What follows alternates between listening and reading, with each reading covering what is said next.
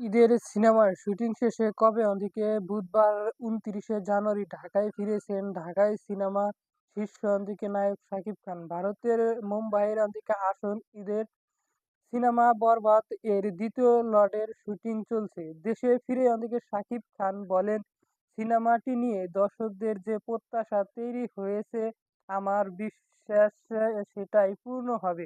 এটাই অনেক big অন্তিকে scale অন্তিকে ছবি। সব মিলিয়ে ভালো কিছু পেতে যাচ্ছে দর্শক। মেহেদী হাসান হৃদয় পরিচালিত সিনেমা 'বরবাদ'। গত ডিসেম্বরে প্রকাশিত হয় এই সিনেমার মেশন পোস্টার। এরপর থেকেই সিনেমা প্রেমীদের মধ্যে শুরু হয় এই সিনেমা নিয়ে আলোচনা। শাকিব খানের দেখা যায় নতুন লুকে।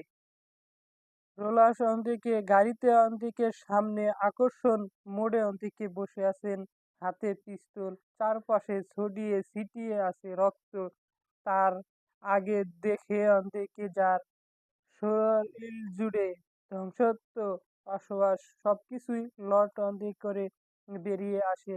আগুনের দিকে জানিয়ে দেওয়া হয় ২০২৫ সালে রোজার ঈদের মুক্তি পাবে বরবাদ সিনেমার। বরবাদ সিনেমার শাকিব খানের বিপরীতে নায়িকা হিসাবে আছেন কলকাতার অভিনীত ইতিকা পাল।